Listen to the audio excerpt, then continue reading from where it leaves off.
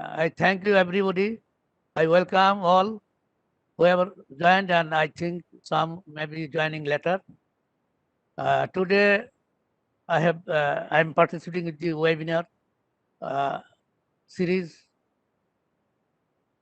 Engineering Ethics and Responsibility of Professionals. In fact, this is new course for us. Even late 70, who you are a student of engineering university, wet, and even late 80, who didn't have any course like this. Even till today, you won't find in most of the universities of Bangladesh, there is no course regarding engineering ethics. In fact, we have learned science, technology, maths, engineering, and maths in the engineering universities or colleges. And at that time, computer was not there, no information technology. Now it is being everywhere. We study science, natural science, physics, chemistry, maths, and engineering and technology.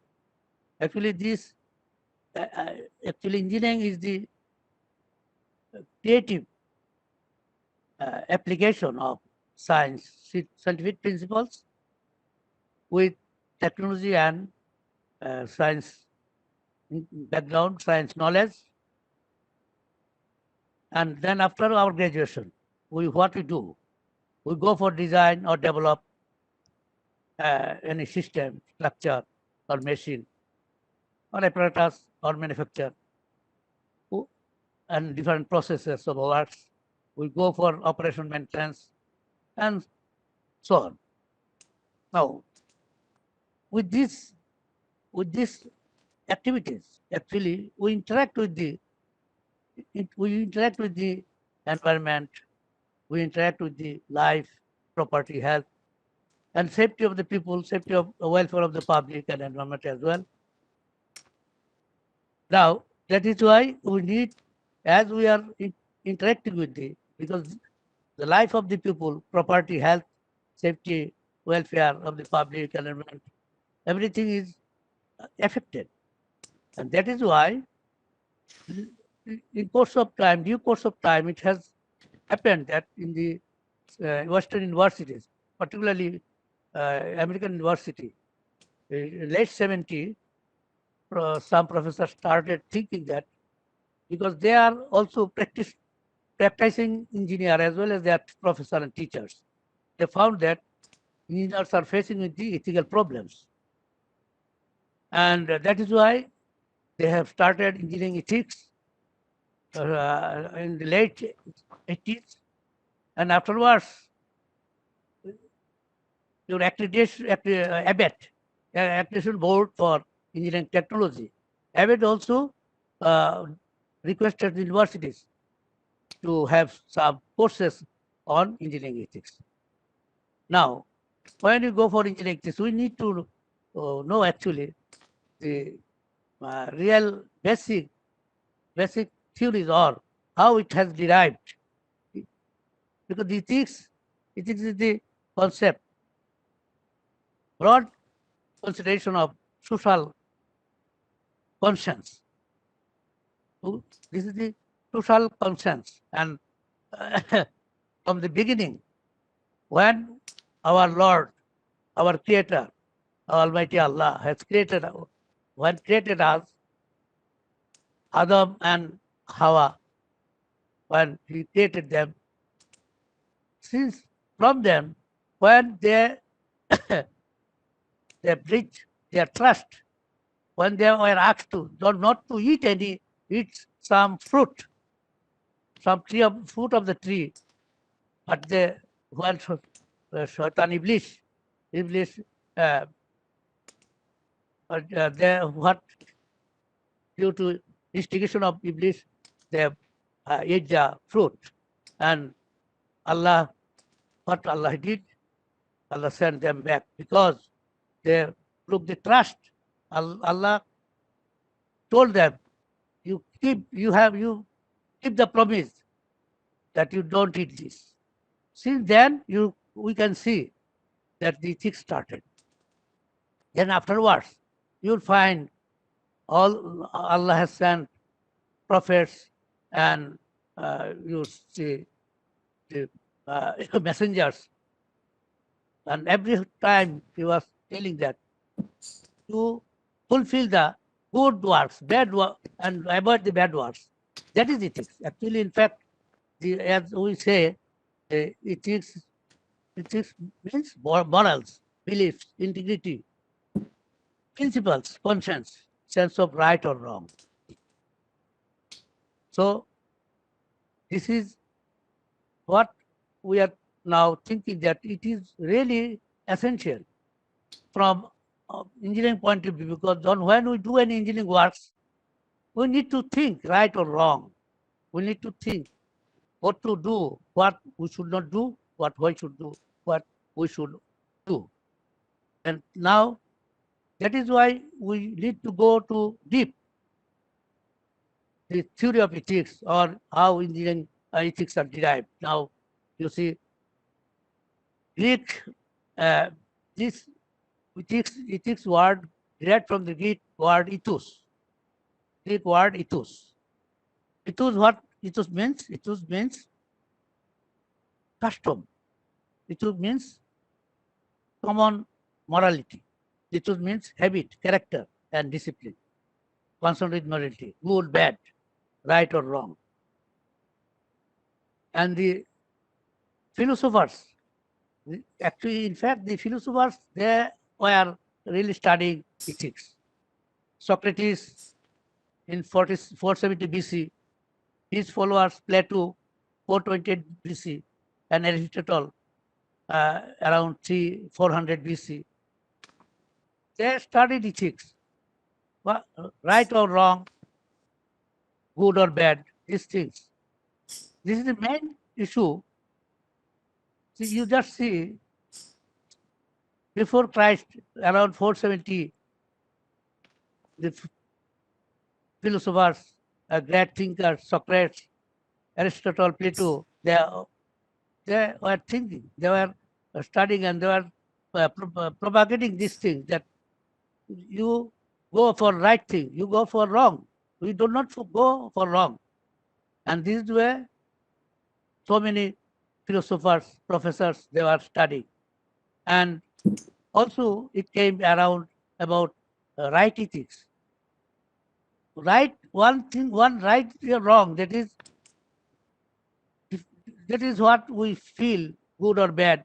But something, as we see, right means, in Bengali we say odhikar, and the duty, কর্তব্য, দায় দায়িত্ব.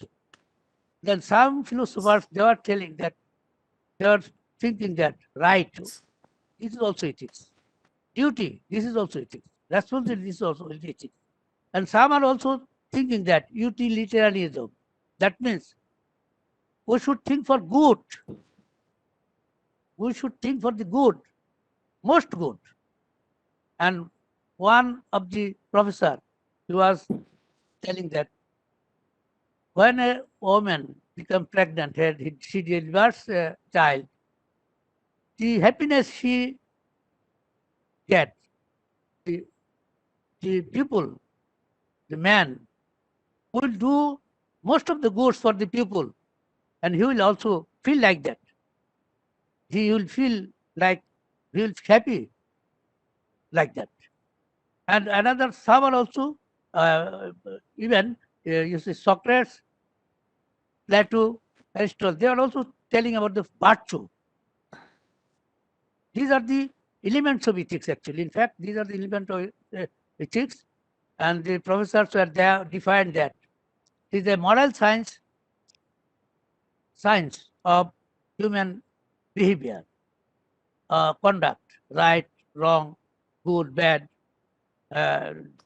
good deeds, bad deeds, evils. These are things like this. You do hear it properly? Because this is a course, you need to know actually, in fact, how it is derived, and then how engineering it is derived. and the source of the ethics. Because if we understand the main theory of ethics, then it will be easier for us to understand why we should act ethically in our professions. Because first of all, we have to understand really what it means. Because the source of ethics, first I have told you that since Almighty Allah sent, created us, so He created us and sent messengers and prophets telling that we should do good things and avoid bad things. We should do what are the right and we should avoid what are the wrong, and we should refrain from doing wrong things. And even you see, Buddha, he also uh, asked people. He has 8 principles, ethical principles: right view, right intention, right speech, right conduct, right action, right livelihood, right effort, right teaching, right determination. Moses, Jesus, they also taught like this. Even Islam, in Quran and Hadith, you will find all the times Allah says, you do good things and refrain from bad things. And it also comes from culture and human conscience and consciousness. And it has also, in this way, we see Institute of Engineers, IEEE, American Society of Civil Engineers, Institute of Civil Engineers, UK, they also they also found that after several accidents, several disasters, several structure failure, engineers thought that we should do regarding these things. We should organize our engineers so that they follow some code of conduct. In this way, engineering ethics has come. So what we see, ethics is the study of right, wrong, good, bad, truth, falsehood, duty, obligations, right, virtues, moral issues, dilemmas, conflicting, and moral problems and moral judgments associated with our activities. When we do work, we have to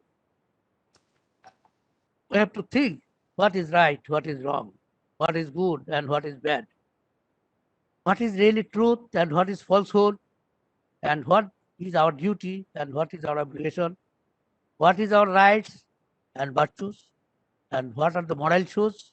And sometimes there will be, you will find some moral dilemmas, and you will have to solve problems regarding the moral dilemmas, moral judgment associated with our activities. Now, that is why we say engineering ethics is the field of system of moral principles that apply to practice of engineering and the professional body of engineering profession. Professional body of engineering profession, such as Institute of Engineers or Council of Engineers, frame code of ethics to comply and follow these codes of ethics as responsibilities and obligation in discharging professional duties and responsibilities. Thus, engineers are required to comply and follow moral principles of code of ethics of what morally, ethically ought to be done, or morally or ethically ought not to be done by us. We are engineers. In a given situation, we must see what is right or what is wrong about handling our works. So we are responsible for a professionalism, and we focus on good of the clients and the stakeholders. We have to work with a lot of stakeholders: our boss, our clients, our supervisors, contractors, our suppliers, and even public. Even sometimes when you go to a project, sometimes some neighbors, some social people also come forward, and you need to motivate them. You need to do We need to behave with them so that they really cooperate with you, and you make them understand that your work will not hamper them, and it will not go against the public, and you will care for promoting public safety, health, and welfare. And in this way, this is where actually ethics, the story of ethics, or what you can say, the roots of ethics, engineering ethics. Now, let me tell you about a story of African fable, Four Friends. And why I'm telling this story? Because really, we are fighting with the goods and evils. We are fighting with the Iman and Iblis, truth and uh, falsehood. So there are four friends, one named truth, one named falsehood, one named water, and one named fire. They were traveling, and together they found four cattle. Then they decided to share them. But falsehood, falsehood, as the name falsehood, we are telling that we always avoid the falsehood. But you cannot you cannot help him out, because he's always the falsehood is always with us in our works, in the society. That is, you see, we can say when Habil and Kabil was born, and then they became bigger, and then they have a sister, and it was decided that Habil will get it and Kabil will be back, and then Kabil killed him. You see, this is the way, actually, in fact, the falsehood and evils always against us. So now here falsehood was telling fire, telling water, as you see, among us fire is very bad. He will fire us, fire three of us, then he will take all the cattle. Then water said, is it okay? It is right? Yes, we will do it. Then what did water? So water makes fire off. Fire. So now there are three: for truth, falsehood, and wind, water. Now they are going to uphill in the nearby, but water said, I cannot go up. Because I always go down. Then, oh my friend, we cannot take you. So he was going with the truth. Now falsehood was telling, I shall kill you, man. I shall take everything. So this is the African fable. What we see, that it is everywhere. People in all over the world, from primitive age, we find that everybody was thinking good thing or bad thing. So falsehood, and still today we are fighting. Truth is fighting with the falsehood. Iman is fighting with the Iblis, Shaitan. And that is the way we are always fighting with the bad things. We are always fighting with the evils. Now, that we should understand. That is the thing we should realize, that this is the ethics. Now, as we follow ethics, we should follow, and we shall be following, because this is required, this is essential, prerequisite for any body, and even for engineers. It is very much, because you are a man of learned society. If you see doctors and engineers, the people who read engineering and who read medicine, they are the people who deals with the public, deals with the works for the society. And that is why you get the prestige, you get the honor from the society. But when a doctor who does any wrong, it will be mostly one or two men will be either fatally killed or injured. But for an engineer, if you do any mistake, if you do any bad job, then what you do? You are lot of people will be killed, property will be destroyed, and lot of people will. That is why engineers are very concerned, very much concerned with the ethics. That should be very much concerned with the ethics. Now, what we are doing from our family background, we are maintaining our ethics. We just as a principle. But we do not know really what ethics has given us. That is why there are some theory, ethics theory.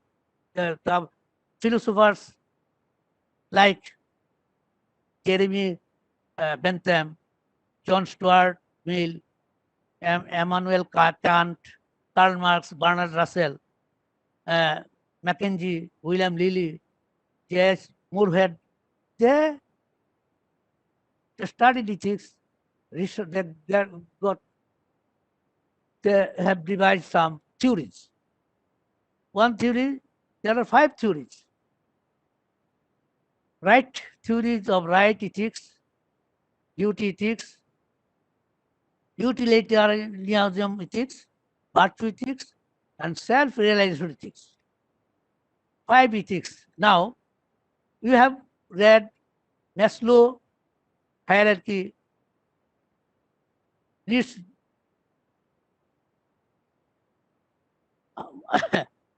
in management, there are 5 hierarchy needs of management. If we have seen that anybody has got some, or for a man, he has 5 needs. First, he has physiological needs, then he has safety needs, or what you can say, shelter needs. Then he has social needs. Then he has esteem needs. And then self-realization needs, self-actualization. That means for a man, you must first fulfill your hunger. Then you get a house, shelter. Then you need some social, then you need some recognition. Then those who are really do their best, give their best, they went for higher actualization. See, similarly, ethical theory is also like this. First, right theories, right ethics. And right ethics always have duty. When we tell about right, we also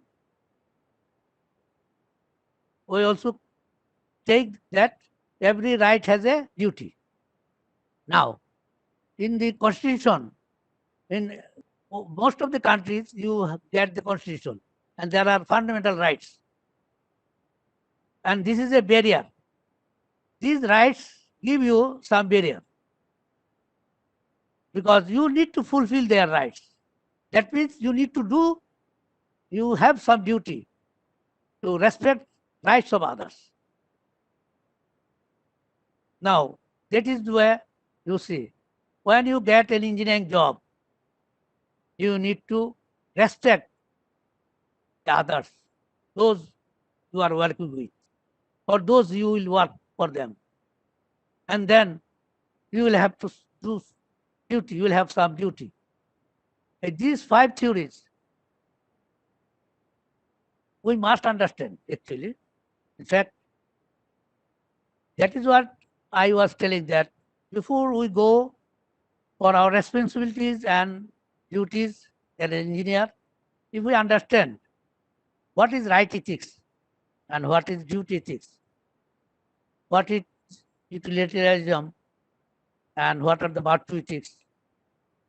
4. And then last one is the top one. That means, first of all, we must see what are the right ethics. Right ethics, when we born, we get some natural right. And then we get fundamental rights from our government. And also we get human rights. But we are not talking about all these rights. We shall talk about our engineering rights, engineering duties, and virtues which we need for our own work, for our engineering works. So I think you must understand what is right ethics. Right ethics, mineral of duty ethics. People have rights that cannot be violated.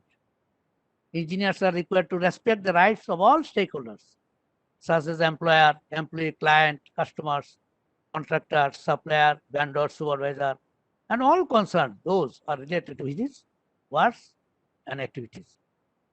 We ought to respect natural rights and human rights and respect for person. Respect for person, moral standard requires not only that we treat people equally, but that we respect them as normal moral people. Moral issues. Many theorists in the respect for personal tradition have concluded that respecting moral of others requires that we accord others right necessary to exercise theirs. A right may be understood as an entitlement. Right, in Bengali we say adhikar. Right always is a entitlement. Entitlement. You must understand this. To act or have another individual act in a certain way. Rights serve as a protective barrier, shielding individuals from unjustified infringement of their moral agency by others. Beyond this, rights are sometimes asserted more positively as requiring the provision of food, clothing, education in this. Now you see, when we say we have right to survive, we have to have food, our shelter, as I have already told you that man have 5 needs. First of all, really he has right for when he does any work. He will work for his food first. Then he will work for shelter. Then he will work for social needs, to fulfill social needs. Then he'll need some honor, promotion, recognition. So these are the rights. When he works, these are the rights for him. So that is, we can say, right to life, right to be safe. When we do any work, you'll have to think that your worker have occupational safety. This is the right. He needs his life to be saved. His body to be, his integrity, right to be bodily integrity, mental integrity. He has right to free work, free action. He has right to free speech. He has right to not to be he has right to be not to be deceived. He has right to be not to be cheated, not to be disrespected. And he has right to keep promise, right to have privacy, right to have property. Now, in this way, now we think about right ethics thus applies in our engineering in many ways. It provides a powerful foundation for the special ethical requirements in engineering and other professions. Most engineering codes and ethics enjoin holding paramount the safety, health, and welfare of public. This requirement cannot be integrated as having respect for public's right to privacy and rights to receive benefits through fair, honest exchange in a free marketplace. Now a man has a right to be safe, healthy, and have welfare, and you cannot do anything that goes against their interest. Engineers are required to respect the rights of all stakeholders, such as employer, employee, client, customer, contractor, supplier, vendor, supervisor, and all concerned. Those are related with the works activities. Now we can understand. Really, we can understand that everybody who are associated with us, all the stakeholders, they have the right to be respect, to get the respect, honor from an engineer working with the any place or work with the project. Now, in this way, we understand the duty, right ethics. So that is what I mean that if we would have studied these things, then it would be more clear regarding our position. Then when you get a job, then you have right to work there. You have right to act as an engineer. Similarly, those who appoint you, he has right to get the work done from you.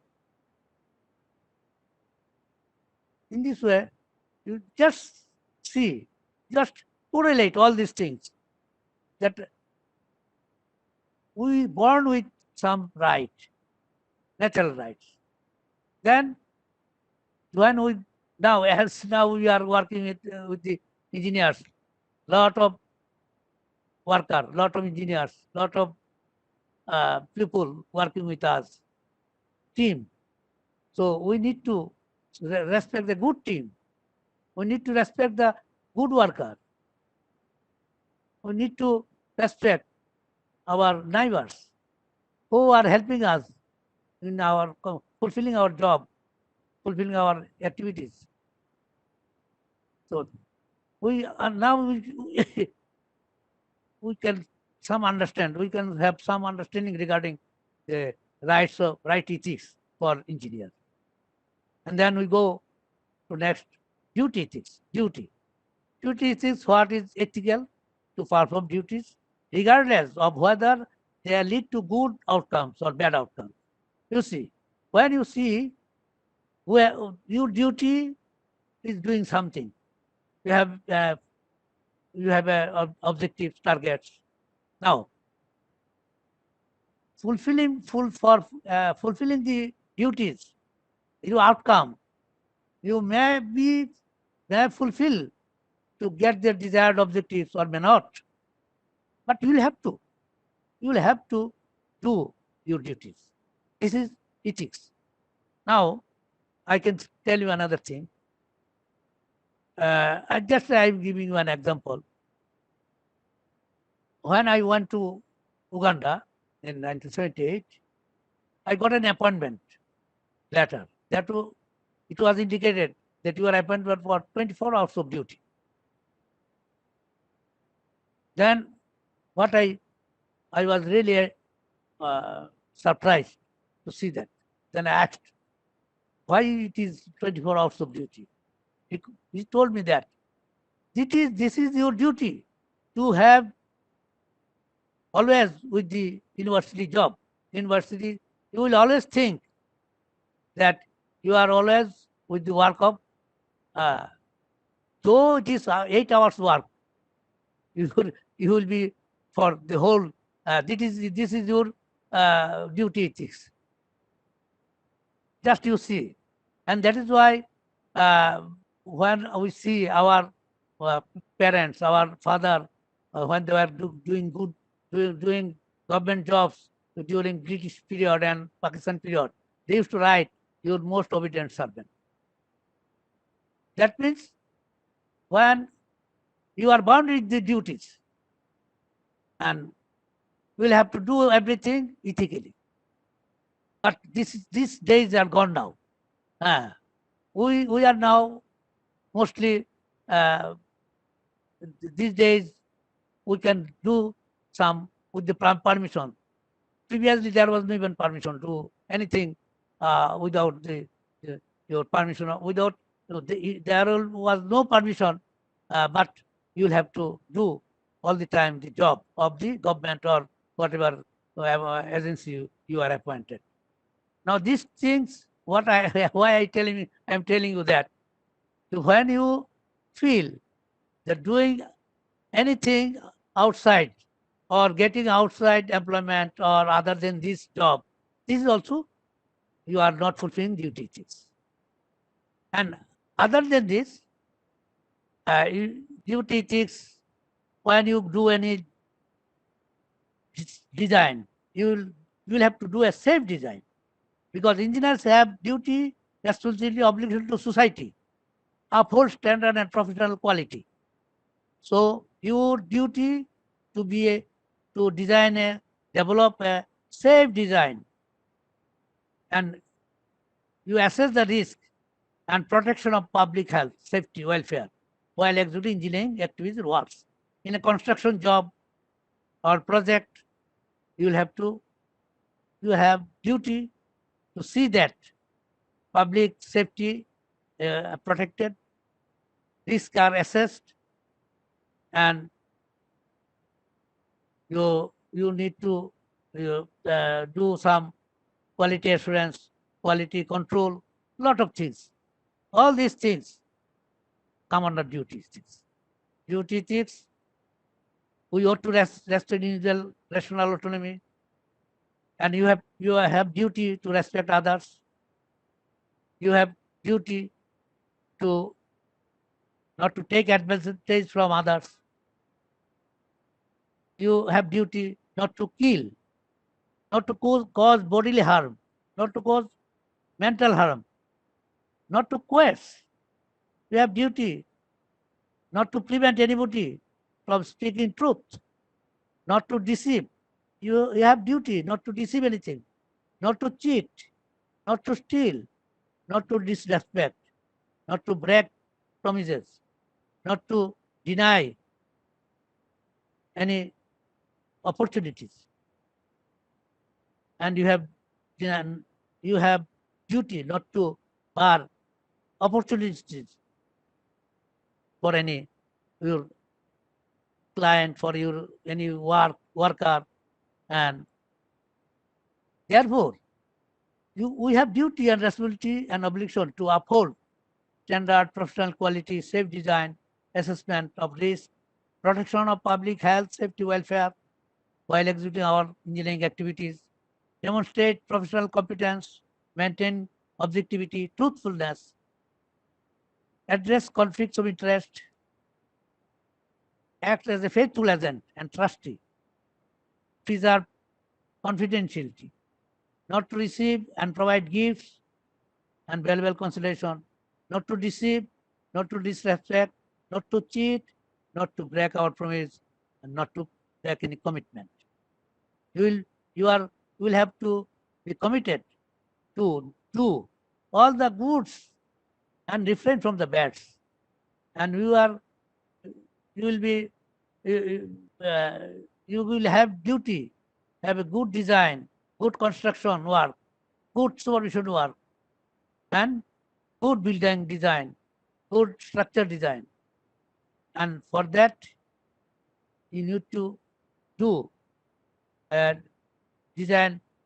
We need to follow the guidelines, rules, regulation, and codes. You see, when we studied in 70s or 80s, we didn't have any codes or standards.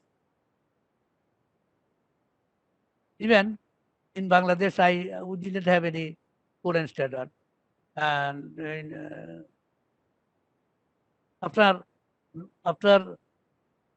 lot of efforts in 1993, we shall talk this later on. In 1992, we have a code, Bangladesh National Building Code. However, the other countries, they have code, they have standards, and we used to follow them. Now we have another ethics, utilitarianism.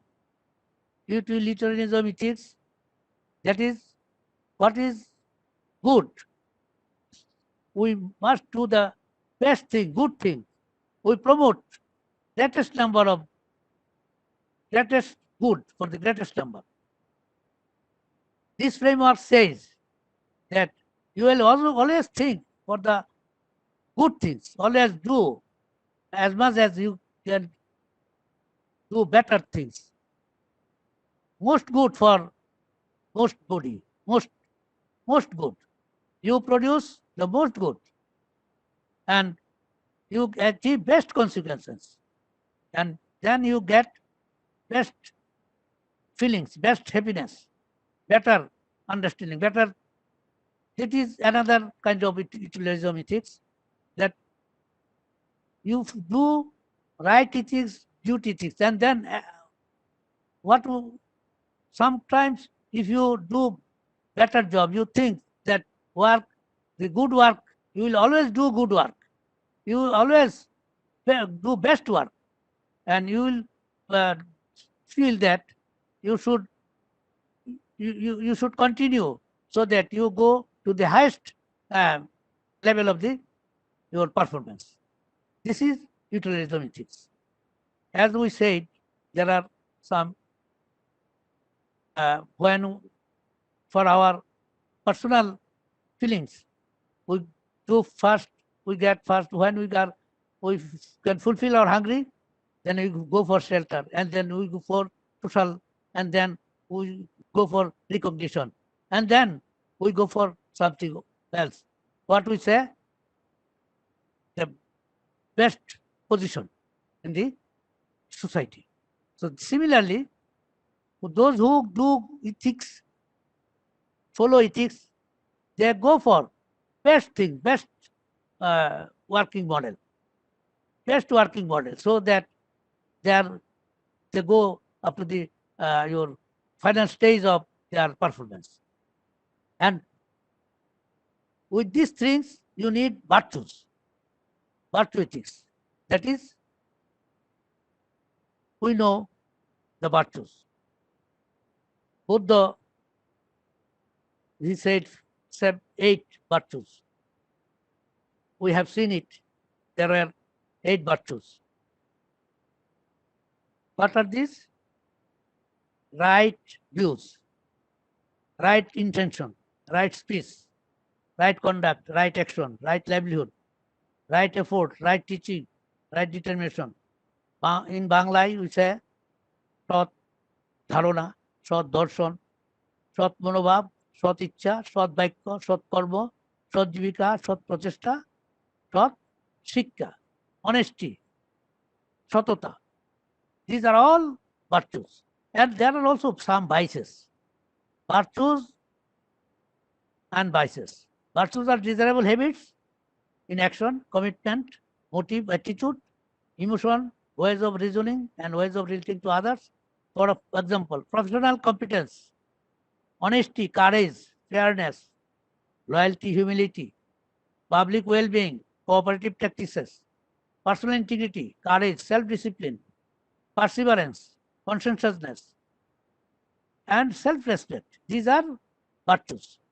And vices, incompetence, dishonesty, cowardice, unfairness, disloyalty, arrogance, lust, anger, greed, delusion, envy, disobedience, jealousy. Now you can just see that for an engineer, he must have a professional competence. He must have honest. He must be honest. He should be high level of honesty. He should be a courageous man. He is loyal. He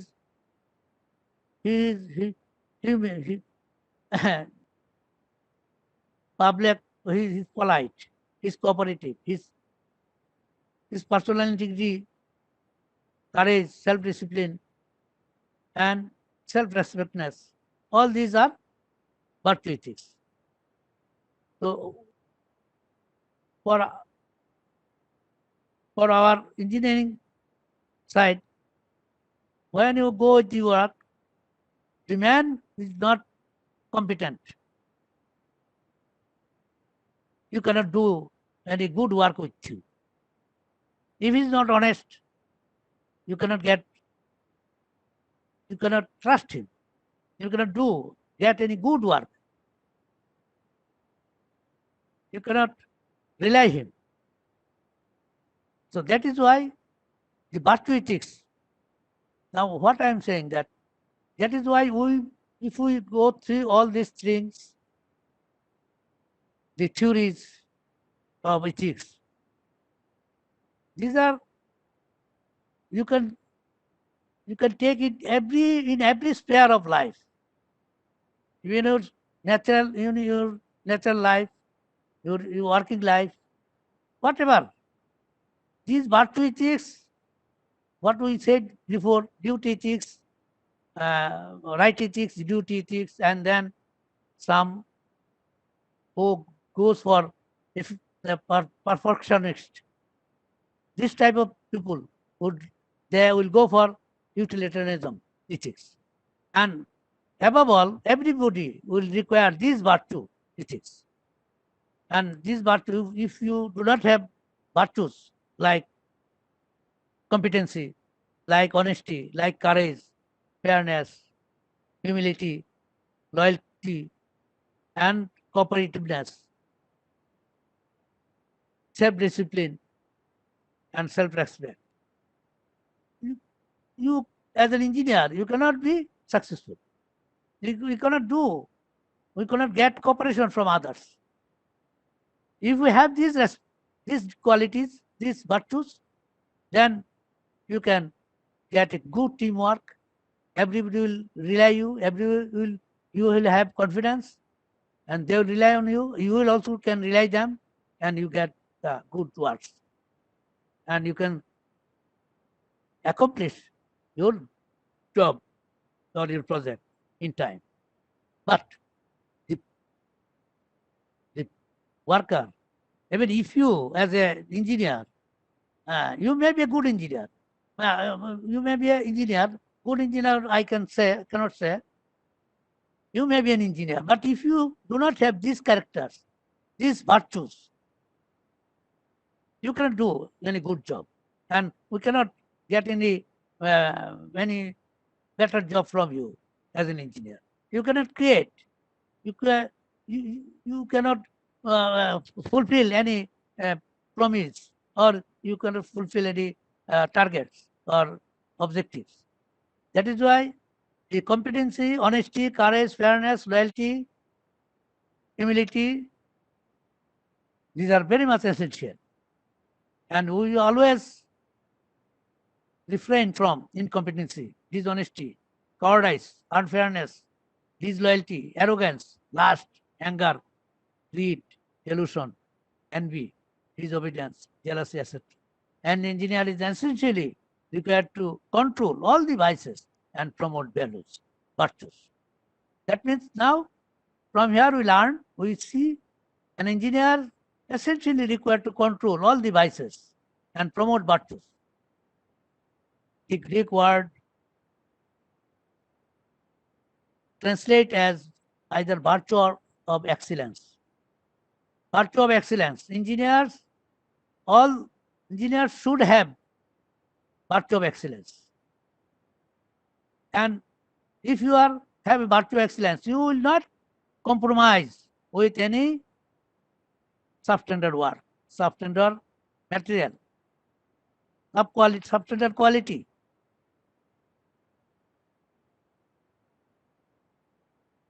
And most comprehensive virtue of engineer is responsible professionalism.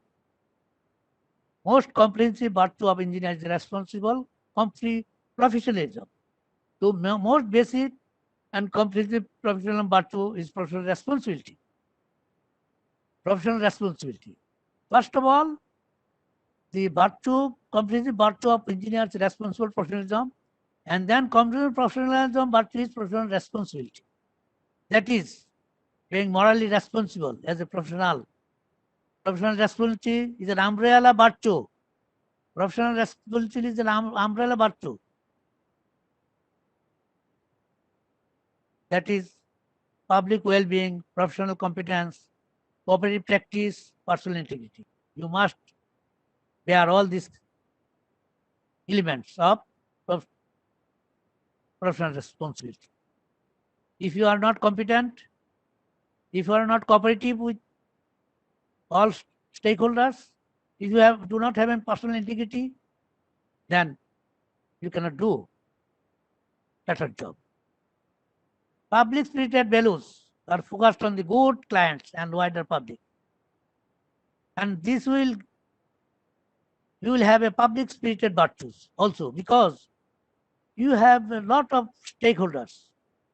You need to work with employer, your employees, stakeholders, clients, and contractors, vendors, suppliers, even social people, neighbors, others. So you must have good virtues. Minimum virtue is non-malfeasance. That means you cannot do bad, harm to any people or anything, any work. This is the lowest virtue.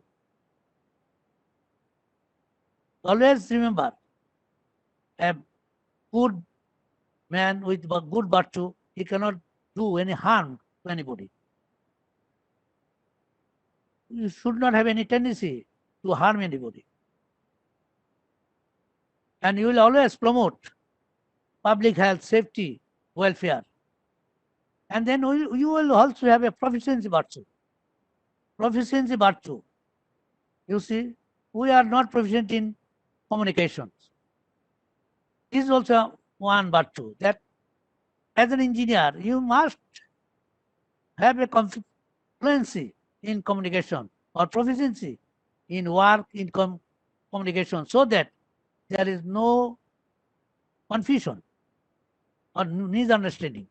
If you cannot communicate properly, you cannot proficient in your work, then it is always there will be misunderstanding, and you cannot get good work from them.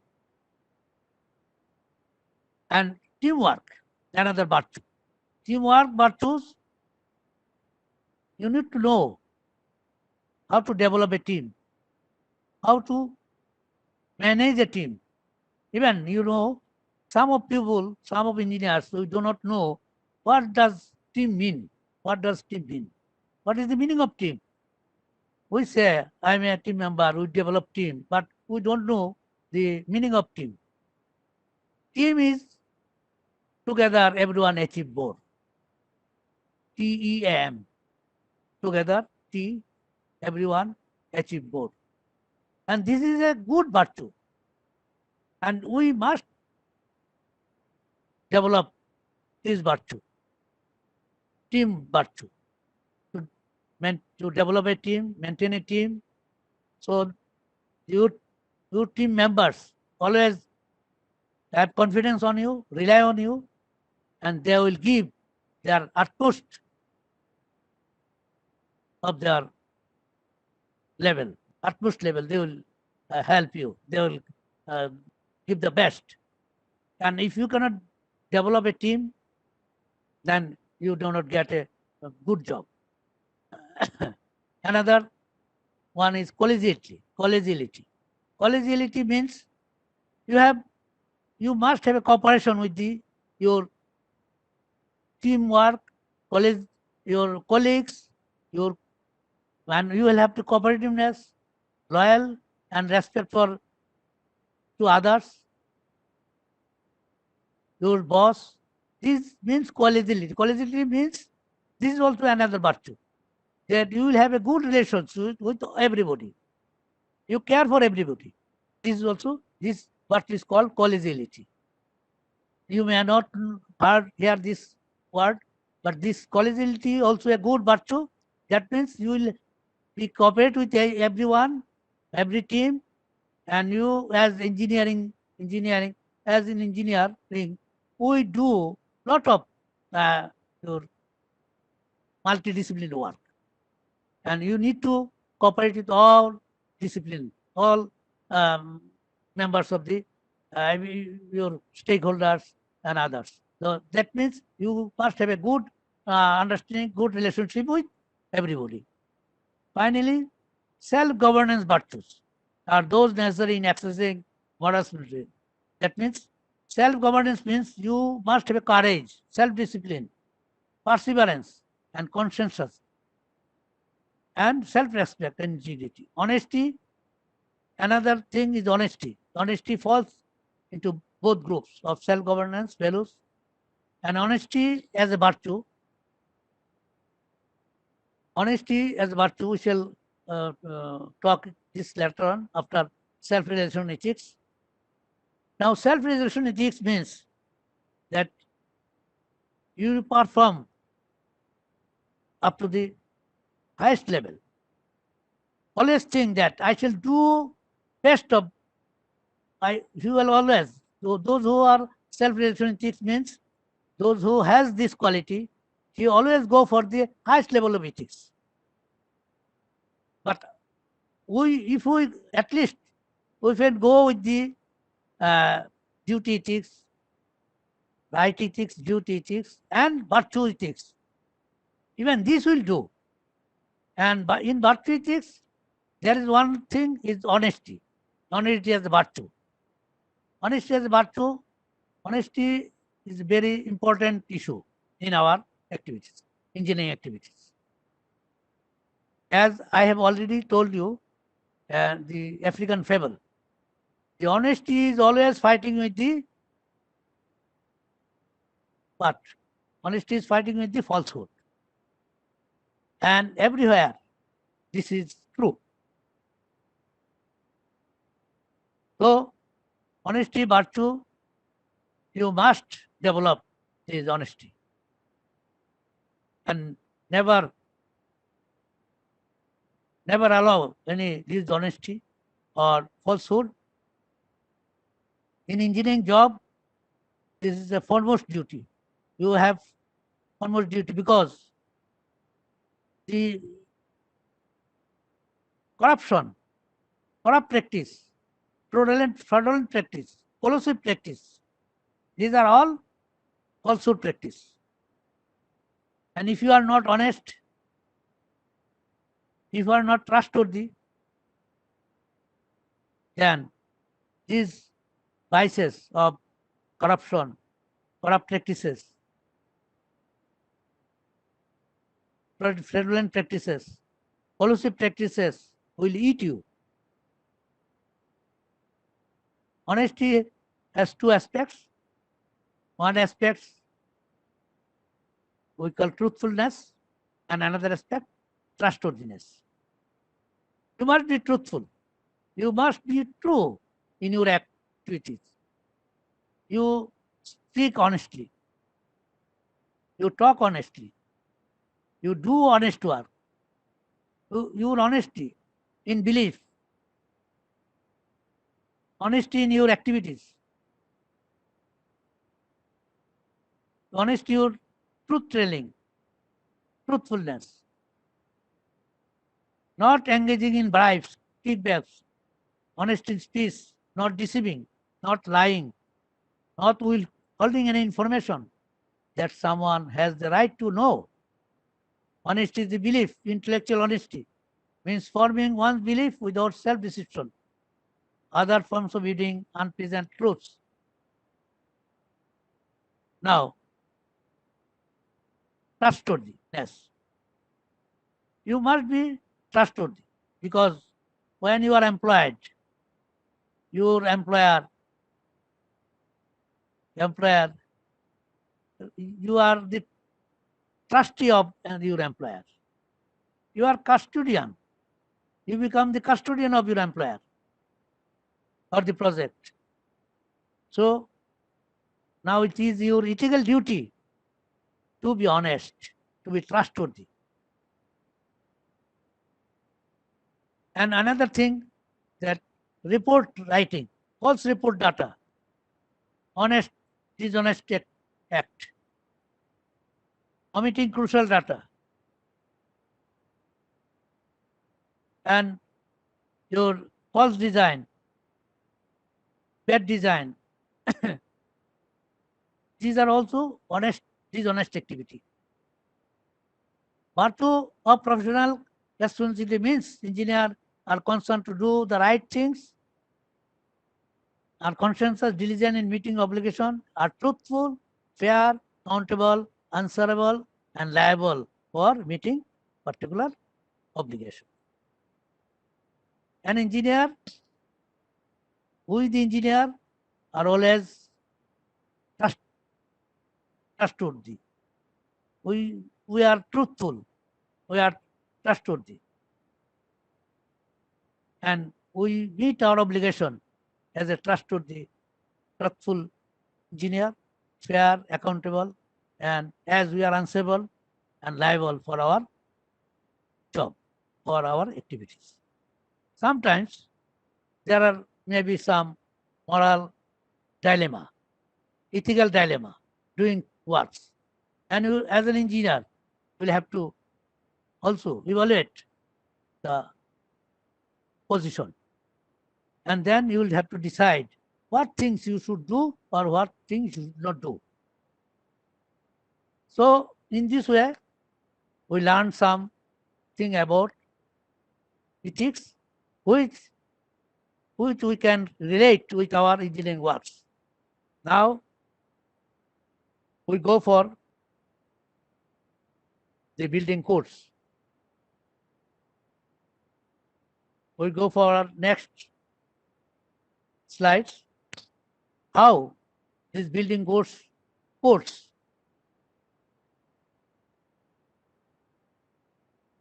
brief history of codes and engineering ethics.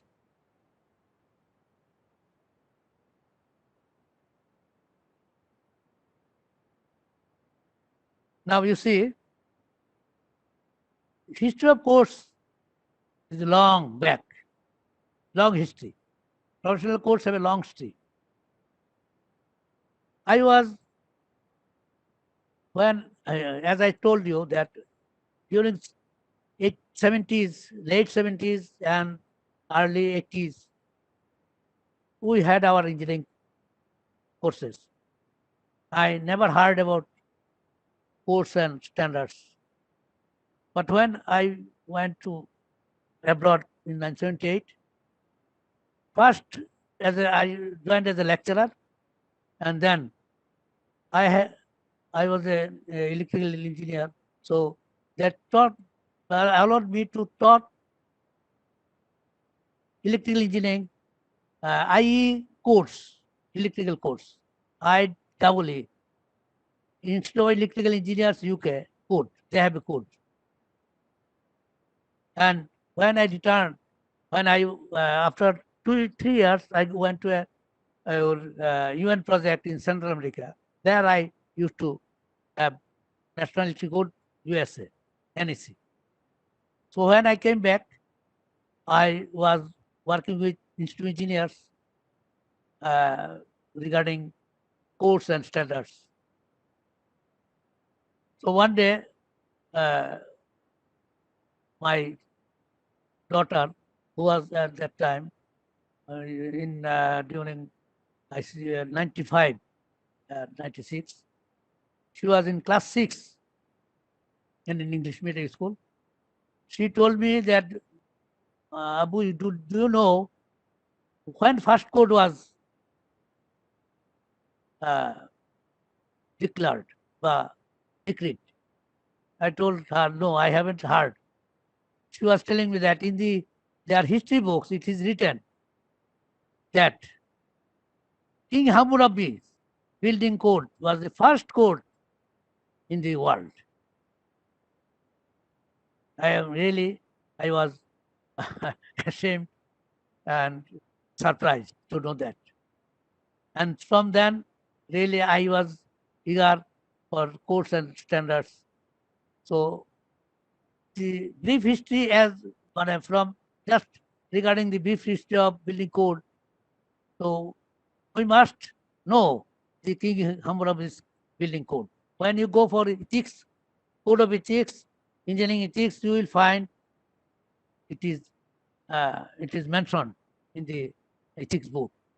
That building code was first credited to King Hammurabi in Mesopotamia, uh, in the bank of Dajla Furat River in Iraq. About 3779, 3779 years ago from today.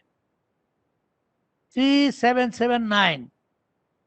Just note that.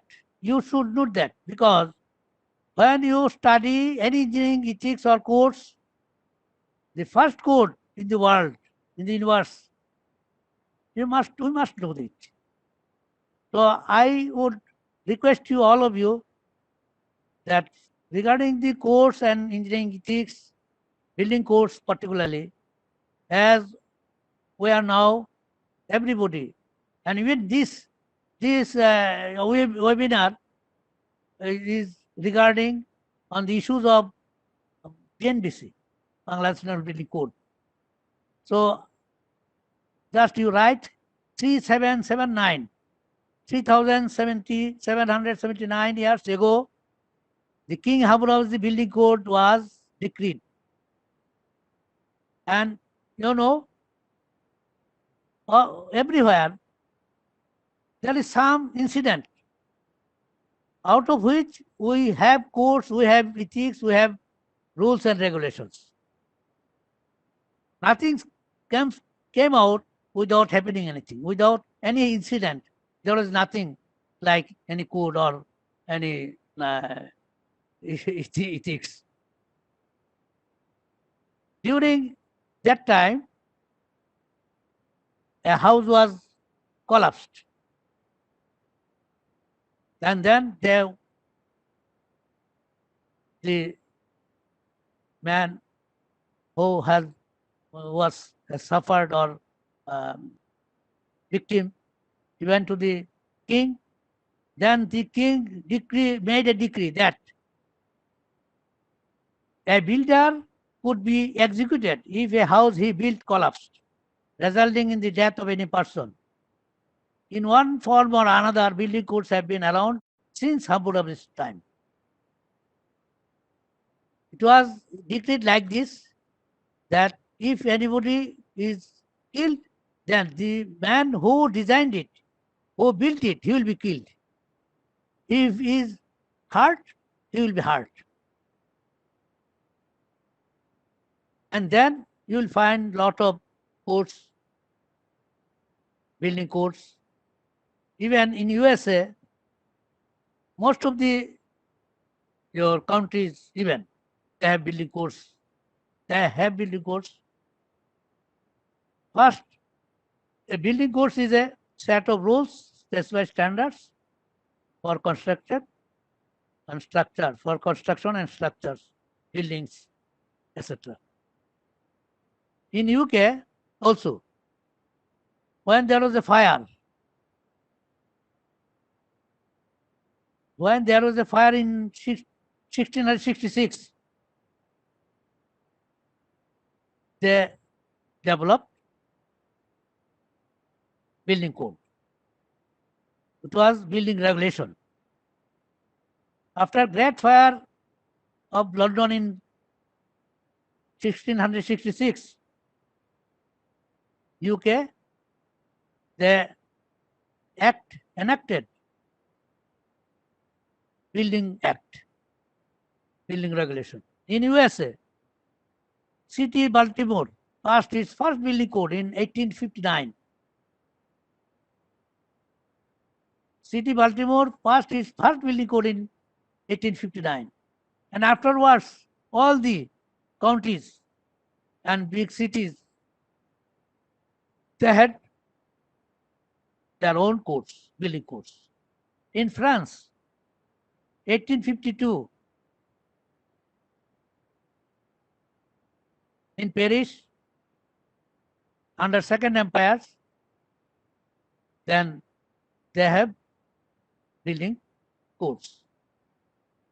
And in Bangladesh, in 1993,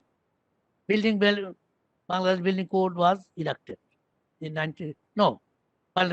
was uh, edited by Institute of Engineers and National Housing.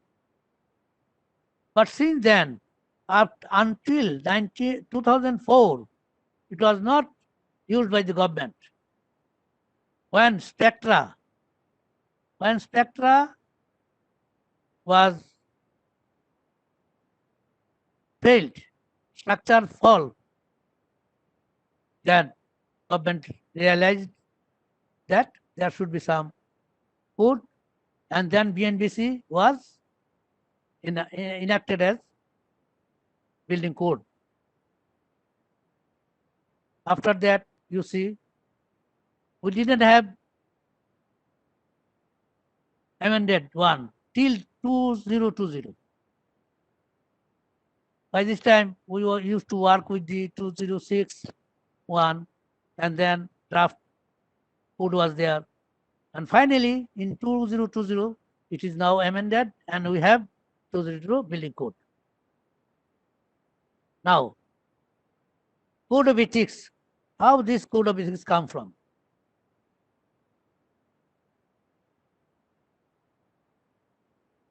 And this, we know the industrial revolution in UK or Europe. In 1760, it started from 760 to 1840, 1840. This time, there were technological change, socio-economic change, cultural change, and go for industrial revolution. In our country, we are going still, industrial revolution is still going on. We are lagging behind so much because still we do not have any code of ethics in our universities for students. This concept actually came from medical doctor. Medical doctor in 1794, English physician Thomas Percival published influential pamphlet regarding code of ethics, medical jurisprudence. In fact, medical jurisprudence, it is their duty to take care and negligence.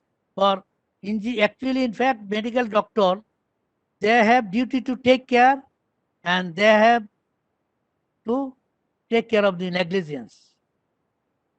But for engineers, you need to take care of everything.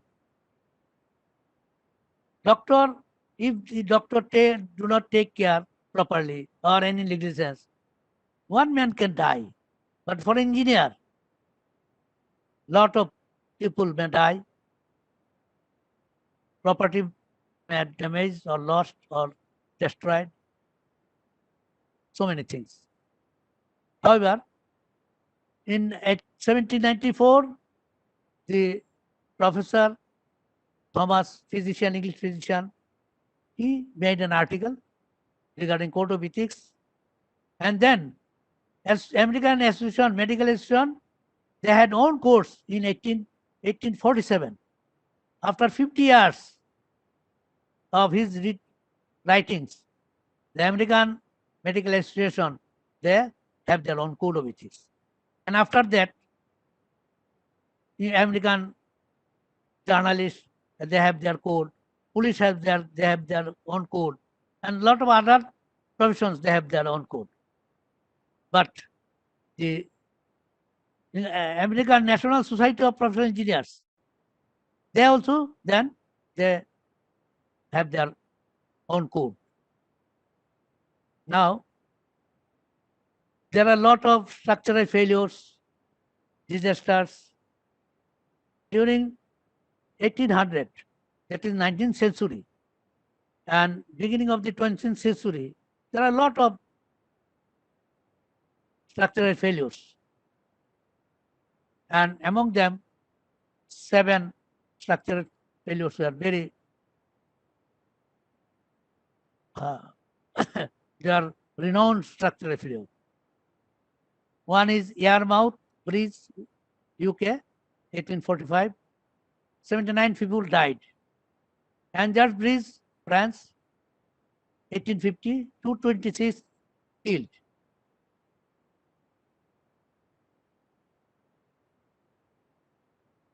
The Ashtabula River Railroad disaster, USA, 1876, 92 killed, 64 injured.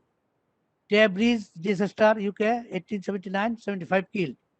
Bassi Bridge disaster, USA, 1887, 38 killed, 40 injured.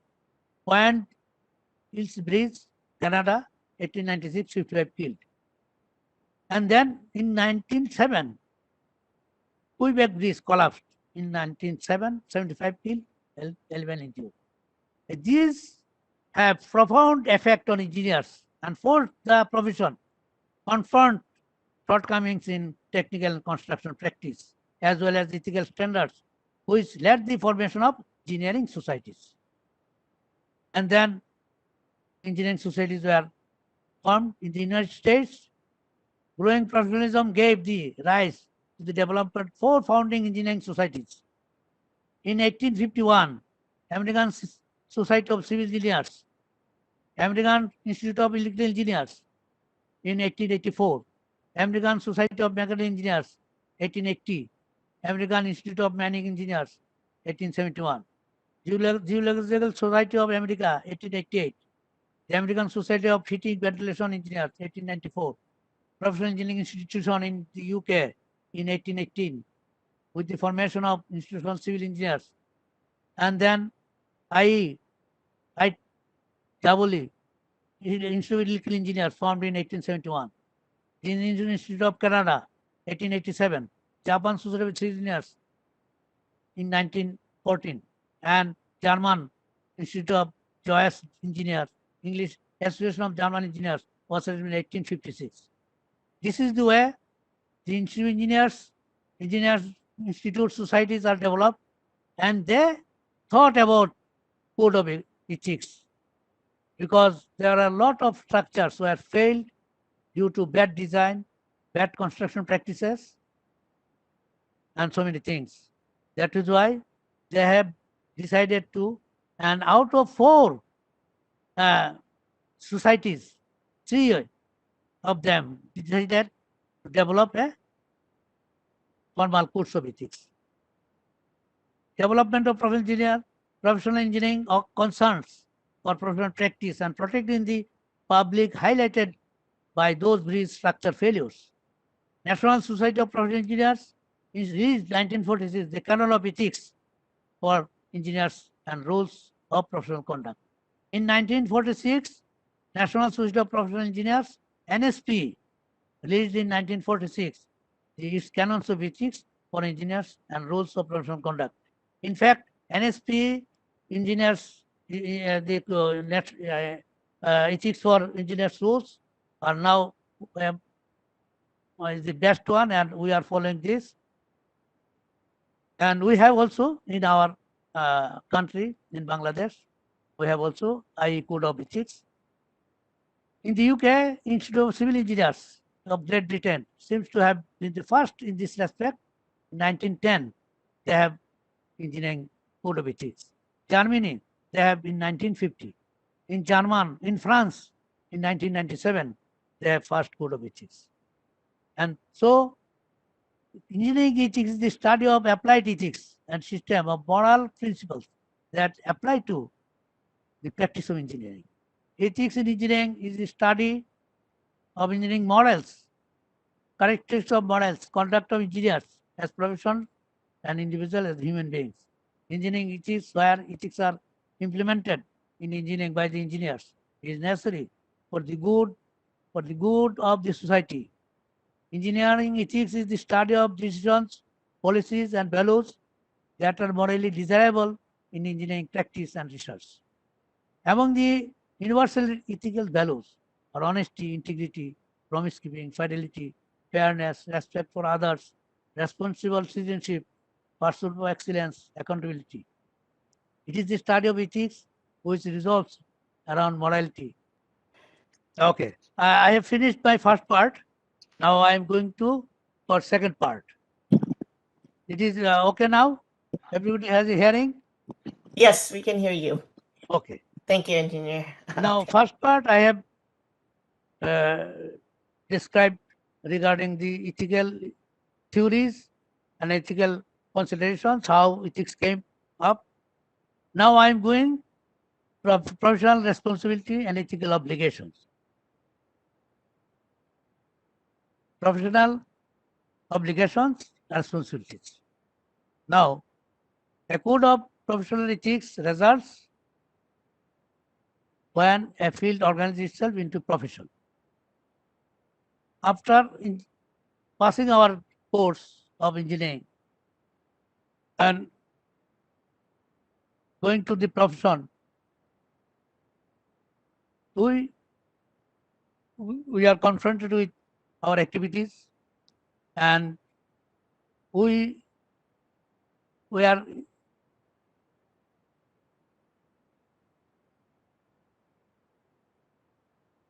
and our engineering uh, courses, these links us with the practice. As I told in earlier, uh, that the engineers are concerned with the practical application of science, technology, engineering, and mathematics, including computer, information technology. And while we are doing our practice of engineering activities, we design, construction, we do design, construction, supervision, maintenance, testing, manufacturing, etc. And while performing these activities, we evaluate, we judge, we take decisions, and these affect the property, health, safety, welfare of the public. And we need to have some ethical obligation, or primary obligation to the public, secondary obligation to the client, and tertiary obligation to other professionals and other stakeholders. As we have already discussed regarding the ethical theories, primary ethics, your duty ethics, right ethics, duty ethics, and virtue ethics. And in the code of ethics, first code, but everywhere, all the uh, countries or the nations, what they have derived that we must we must promote our engineering community. We must promote ourselves, our integrity, our honor and dignity of our profession. And we have obligation to the public. We have obligation to employer and client, and we have obligation to other stakeholders. And for in this aspect, we have 8 principles. We have 8 principles impacting our professional obligations. Number one, upholding standard and professional quality. Number two, protecting the public health, safety, and welfare. Number three, demonstrating professional competence, maintaining objectivity, truthfulness, addressing conflict of interest, preserving confidentiality, receiving and providing valuable consideration, emerging areas of emerging areas, emerging challenges. Now, all these things we have mentioned are indicated in the theories of ethics. When we discussed about right ethics, we have also when we talked about duty ethics and virtue ethics, you will find all these things are related with these ethical theories. Upholding the standard of professional quality, first one. That is what I have told you just now. That we have responsibility to uphold our integrity, honor, dignity, and values of engineering profession. As an engineer, if we cannot develop ourselves, we have duty to ourselves own selves. We have duty to own selves. We have duty to our profession. And we have to uphold, we must uphold integrity, honor, dignity, and values of our engineering profession. We are committed not to allow anything goes against the society and public interest. We have responsibility to maintain high standard of professional quality and fair treatment, loyalty, accountability to our employer, client, and customers. We have responsibility and obligation to maintain high standard of personal behavior in a responsible manner. Principle of informed consent, exercise responsibility in ethical manner. You know, sometimes when we do our work, we have our team. We do have our team. And we should behave with them responsibly. And whatever we do, we should inform. We should have informed consent. Without informed consent, we shouldn't do anything. There should be a principle of informed consent. And we exercise our responsibility in an ethical manner. That means what we do? We do our duty ethically. We do have our virtues, ethical virtues. We exercise our responsibility in an ethical way. We support professional and technical societies of engineering discipline. This is another important issue. Normally, our engineers, we do not really support our professional and technical society of engineering discipline. Just we become a member of the society. We come and try to be a member. And even we have a code of ethics. Institute of Engineers have a code of ethics. Wherever you go, you will find everywhere, all the Institute of Engineers have a code of ethics. And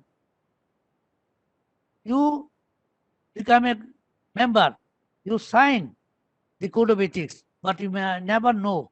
You do not know even what you have signed. From my experience, I am telling you, I became, when I joined as in the Uganda, as a, first they asked me, what is your membership? After passing my degree, university, I was not a member of Institute of Engineers because I didn't know that. Most of our engineers, they did not know that one should be a member of the Institute of Engineers. But while I was in Uganda, I joined there, they asked me, where is your professional membership? Then I applied from Uganda to Institute of Engineers and became a member. And when I come back, I became a full member. I became a full fellow. I joined the institute. I became your committee member of membership committee. I found engineers sign the ethical code of ethics, but never read it. Never. So that is the one thing that our engineers, that is, I request all the engineers that always you think this is the one thing that you must support your professional technical studies.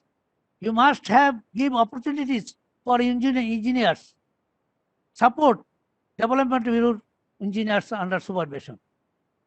This is also another thing. We do not find these things to our engineers. Our engineers do not support the junior engineers, but this is unethical. And it should be ethical if you support your engineers. If you make him learn, train him, mentor him. So that should be done. This is my request to our engineers in Bangladesh that please provide opportunities, support your engineers so that they can develop themselves and they can replace your position. And number two, protecting the public's health, safety, and welfare. Now, protecting the public's health and safety and welfare. We shall elaborately describe when we go with the Institute of Engineers, Bangladesh Code of Ethics. Now you see, we always, for the protecting of public health, safety, welfare, we must abide by we must conform with the applicable standards and approve and sign the actual design approved by designer. We must follow the drawings approved by the actual designer. And then it will be safe and this design will protect public health and safety welfare. And also we need to assess the risk for safety, health and welfare issues. We must assess the risk and try to mitigate risk. We design safe product, safe engineering, construction, and we do proper supervision, make quality control of product and engineering process and activities. And environmental sustainability, no harm to environment. No harm to environment. And in the next, before this, I would like to explain 3 examples regarding public safety, health and welfare. Regarding, first of all, we have mentioned in the bridge collapse in 1907 in Canada. When the bridge was nearly finished, southern cantilever span twisted and fell 46 meters into the St. Lawrence River. 75 workmen killed, 11 injured. An inquiry committee was established and they found that the main cause was faulty design, inadequate engineering supervision. You see, just in the number 2, we are telling about the protecting public health, safety and welfare. Protecting the public health, safety and welfare. Now, if design is not proper and design is not authorized, engineer do not prepare it and sign it, then due to this faulty design and improper supervision, what happened? The cantilever span twisted and 75 workmen killed. So the design engineer did not comply the code of conduct of ethics for upholding the paramount health, safety, welfare of the public, and engineers have duty to supervise properly as per code of conduct. As per ethical conduct, they should have done their duty properly. To maintain the right of others to save the lives. Responsibility to maintain high standard of professional quality. Responsibility for safe product design, safe engineering design. And now another example. In 1988, Barnby Supermarket roof collapsed with 600 shoppers, 370 employees in Canada. Barnby Supermarket in Canada, it was also collapsed, roof collapsed with 6 shoppers. 370 employees, fortunately, 21 were injured, but no one was killed. Now, there was also an inquiry team based on their investigation. They identify errors by the design engineer, including wrong assumption, wrong decision, wrong judgment, and miscalculation. The main errors were: number one, error in assumption, conception of building plan. Also in inappropriate site selection, decision and judgment or miscalculation that reduce factor of safety. No proper planning and designing by competent engineer. Not following proper code, standards and specification and customer requirements. No checking verification. No review by authorized competent engineer. There was error in dead load, live load estimation and calculation. There was error in beam specification, optimistic calculation of beam, strength and moment. Error in calculation of moment, bending moment, optimistic calculation of bending moment. No check and test of beam strength, column buckling strength. No lateral support preventing lateral buckling as long deep beams must be supported laterally and load must be reduced. Not following fundamental requirements such as stability, strength, and solidity while designing structure. These were the investigation team. Those who were investigated, the required the team found all these errors. And these two examples, from these we see that the safety primary cause of failure was the beam was under strength or imposed bending loads. Laterally unsupported lower compression flange of the beam buckled at the supporting column, and vertical beam column assembly likely bucked simultaneously. In both the cases, they have found that laterally supported lower compression flange of the beam buckled at the supporting column, and the vertical beam column buckled simultaneously. The investigation team highlighted that engineers had no training and knowledge of application of professional ethics, and that they have a duty to maintain high standard of service to the client and protection of public safety. I hope these two examples will clear something. And another example, the owner of land in England had hired a consultant for building design and construction supervision. The land was shallow and used for garbage. But after construction, over a period of time, the structure could not carry the weight of the building and collapsed. Now, after inquiry, it was found that the municipal inspector approved the foundation without inspection, relying on the client's report, consultant reports, and the consultant did not proper geotechnical survey, soil test, inspection of the construction work, and neglect to discover fatal flaws in soil, investigation, sinkhole, garbage dump soil. In fact, what happened? It was a land with garbage. Now then, landfill was there, but proper geotechnical survey was not done. No soil test, proper soil test. No, because as there is no soil test or geotechnical survey, so fatal flaws, sinkholes, these were not actually properly found.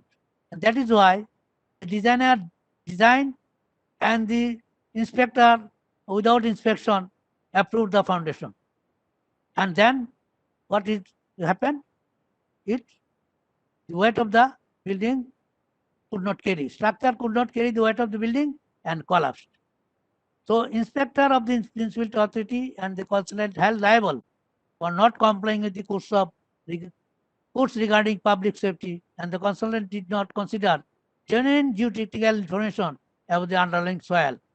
Geotechnical investigation were partial and inaccurate, and he did not uphold the safety of the building of the public. So what we learned there?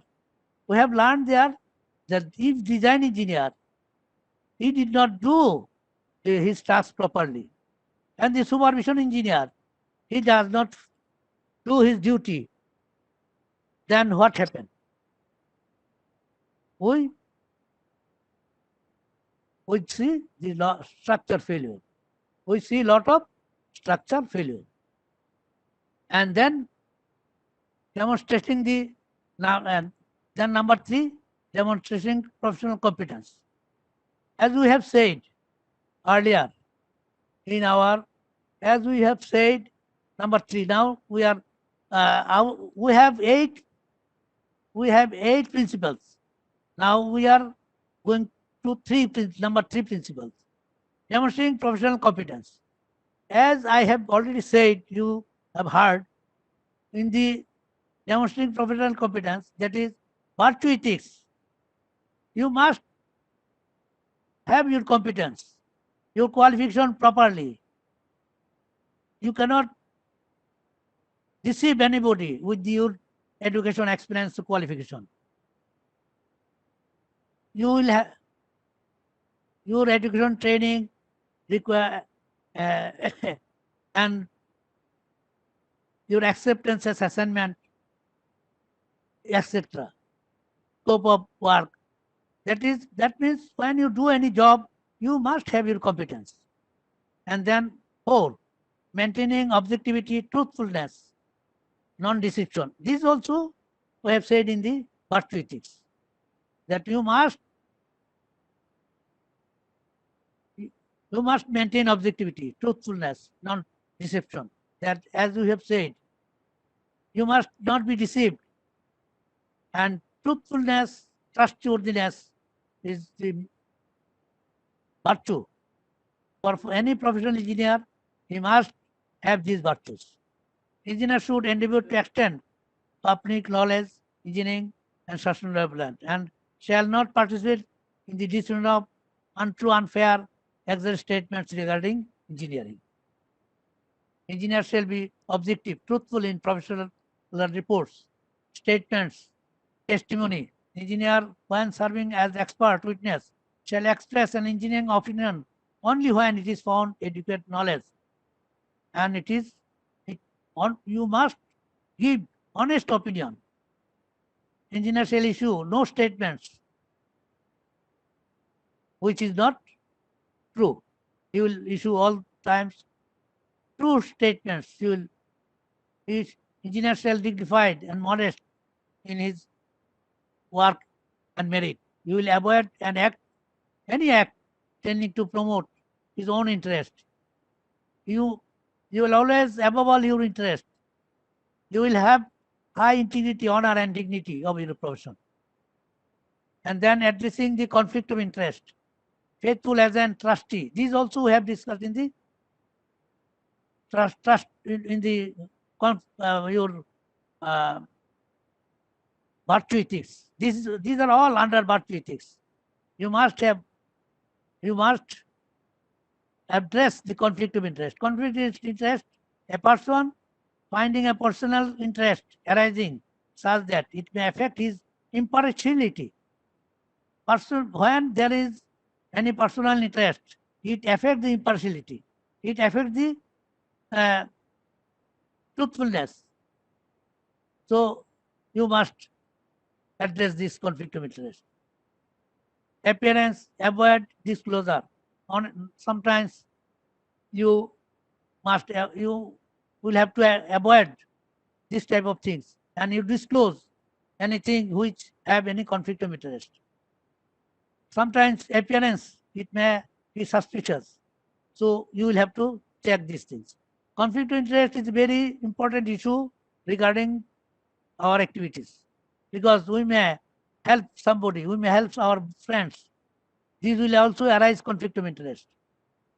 We must take, solicit, accept gratuities directly or indirectly from contractors and others. This is also conflict of interest. And then confidentiality. We must be confidential. We must keep confidential information. We cannot. We uphold the honesty, truth, secret, data integrity, and we cannot misrepresent any data or information. We uphold trade secret, our data integrity. We cannot make misrepresentation of data information. Engineers shall not use confidential coming to them in the course of their assignment as a means of making personal profit. Engineers shall not use any confidential information passing to others, making personal profit. Engineers shall always disclose directly or indirectly to any other person, any public, private individual to whom he is authorized to communicate any document, any form of information which he has been entrusted to. He will not allow to disclose these things. A person can disclose and contents of any official document or communicate information which he has come into his possession. He cannot do it to another official unless he has been given permission. Receiving and providing gifts and other valuable considerations. Accepting consideration from suppliers for specific product.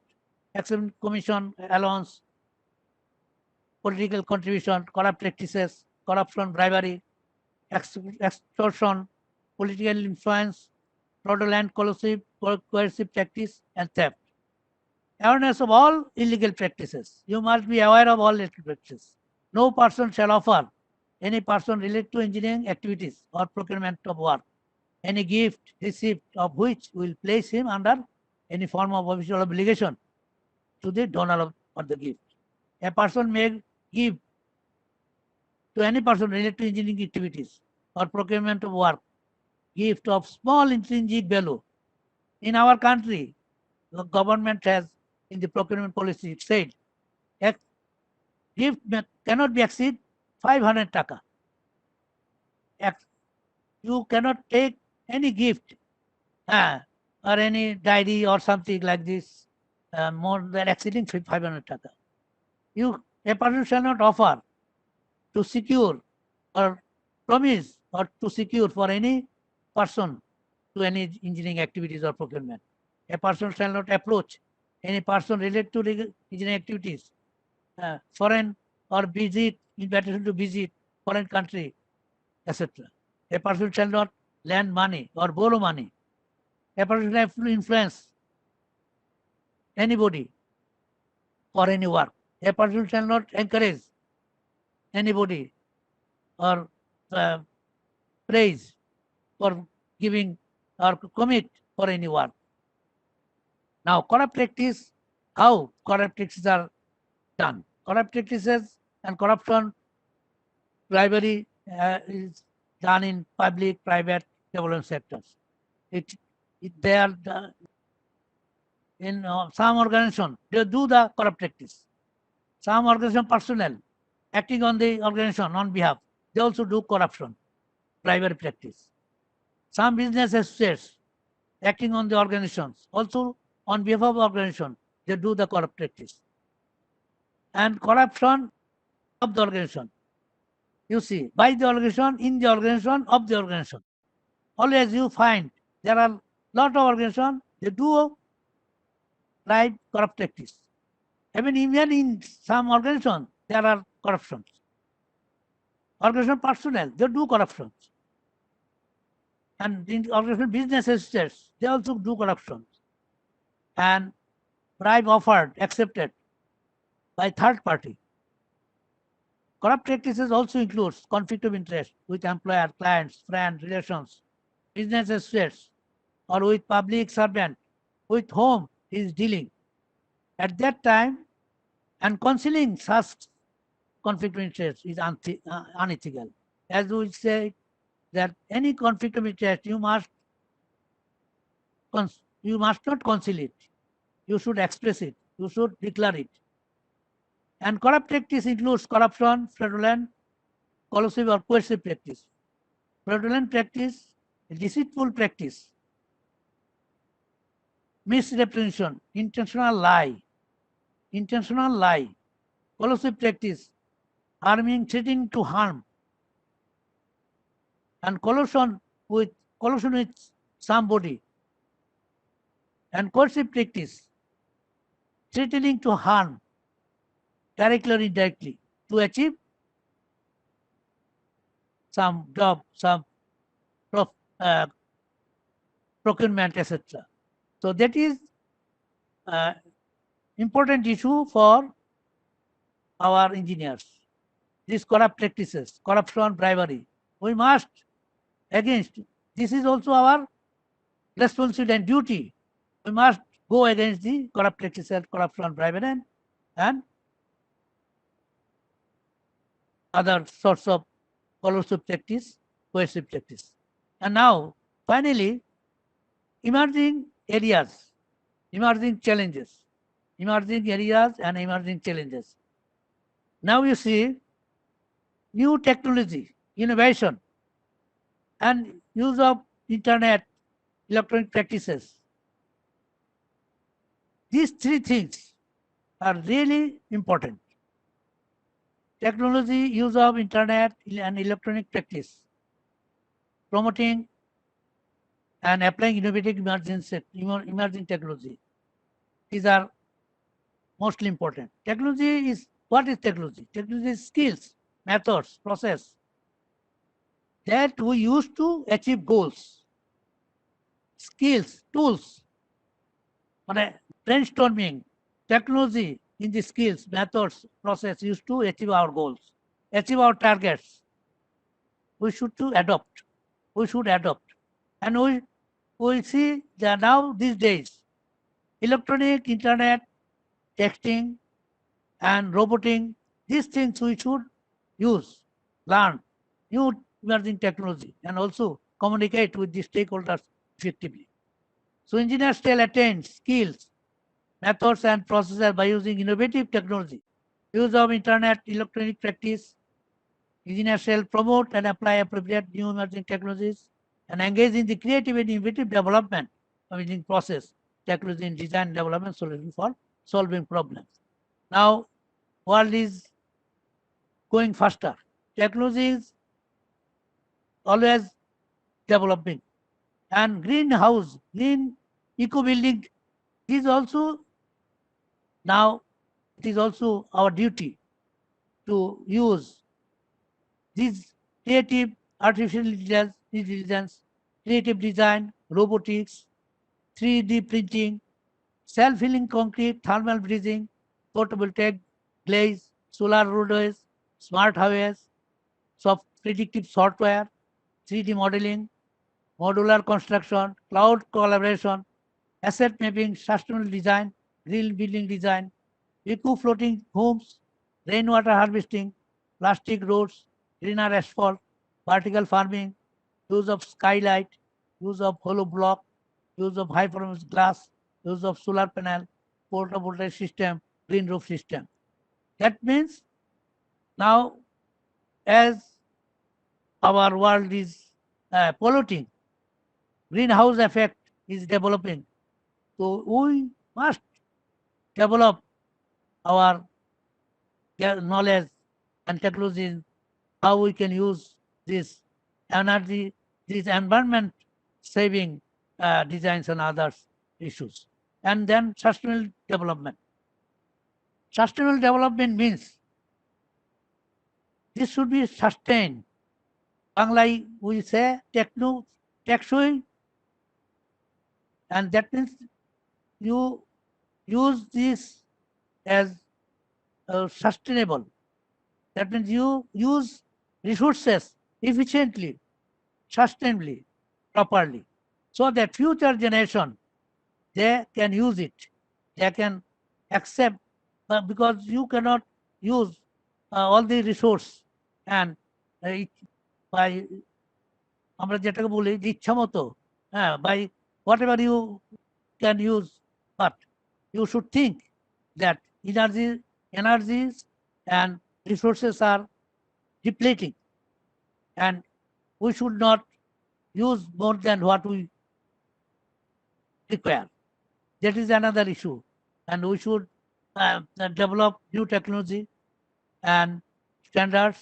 We should follow the standards process, which includes design development planning, design development imports, design development controls, design development out changes. When we do any design, we first of all we have a good planning, design development planning, and then we see what inputs we require for design. Then we need to control it, check it, review it with the authorized, approved designer.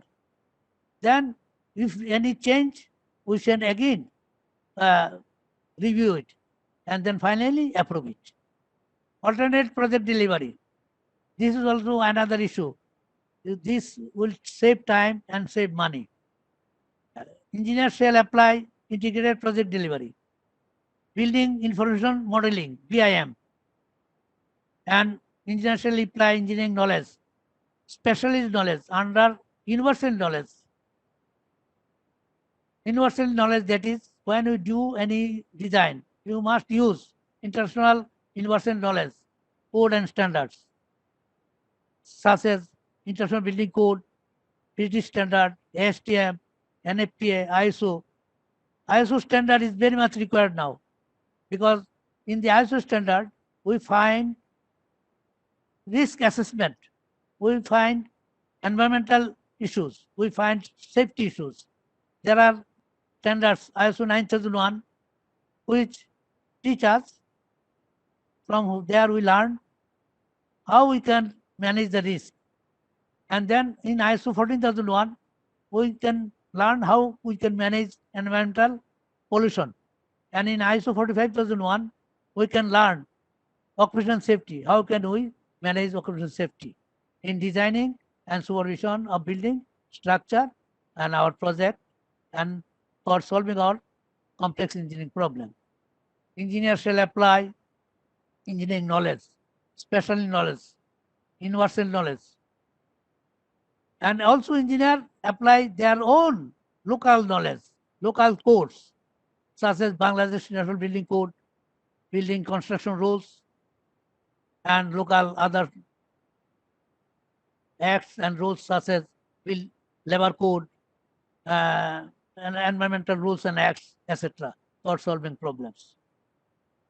And then we can cite our engineering ethics for engineers, what we have learned, what we have described.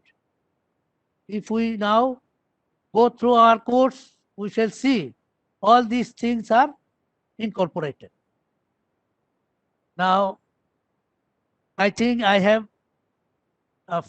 5 to 10 minutes more for just I am citing from our code of ethics for engineers, so that we can understand that we have course of ethics, but we do not follow it. We must follow this. Otherwise, we cannot be a ethical engineer. We cannot be a rational engineer.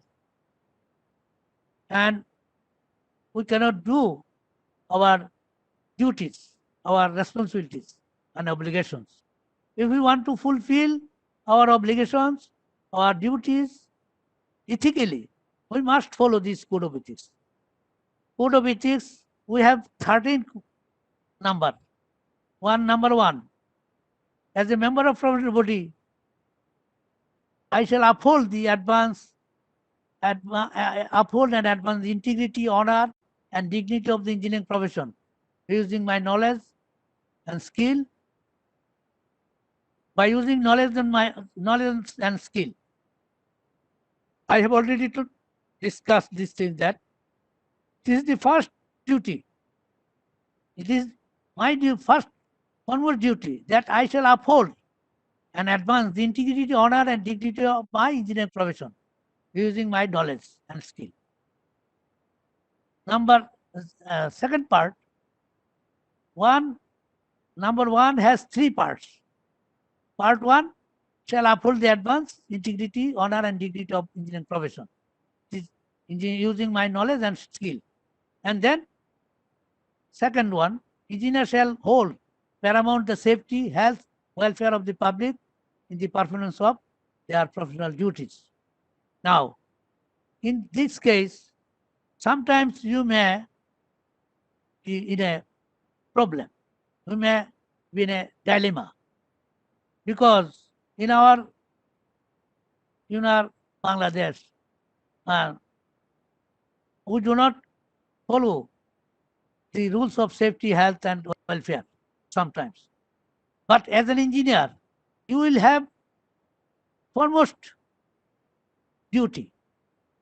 After your own profession duty, your own conscience, you will apply that you must obey the rules. What?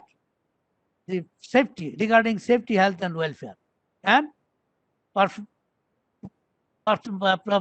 public interest, so that your work does not go against public interest.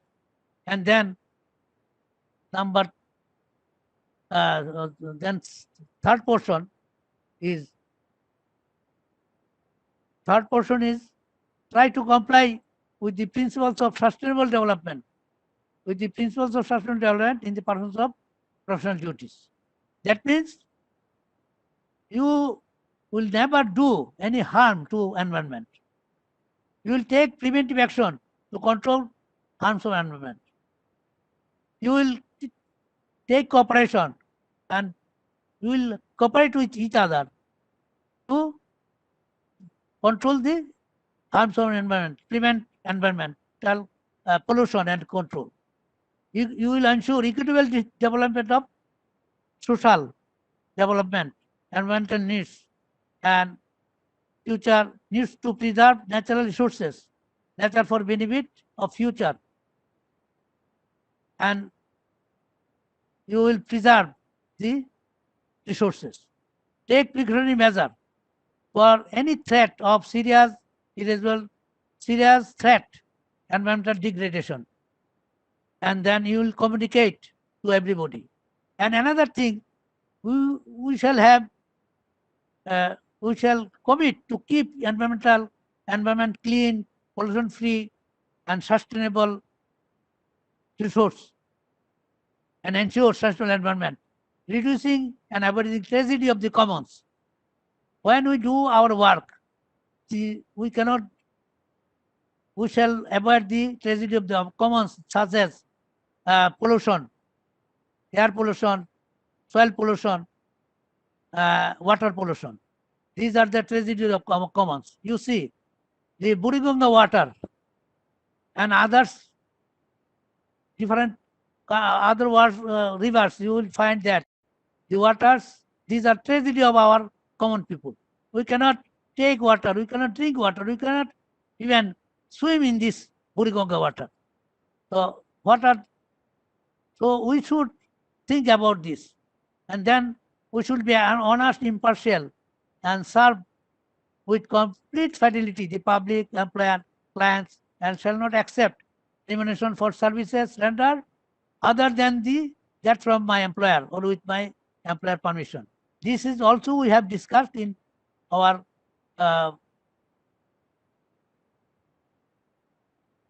in our deliberation, that we should have this type of virtues. In the virtue ethics, these are also already discussed. And also we have said that we shall perform service only areas of competence. Already we said that we must service, we should have our discipline, education in our own discipline. We shall have skill in our discipline, and we shall perform service in our competence. And then we shall develop professional reputation on the merit of service and shall not compete unfairly with others. We shall act in professional matters for employer as client, faithful agent, trustee, and conflict of interest. We avoid conflict of interest, avoid deceptive acts.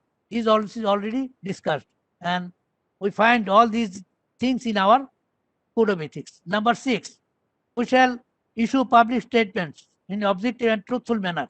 This also we have discussed, that we shall issue public statements in truthful manner, in objective manner.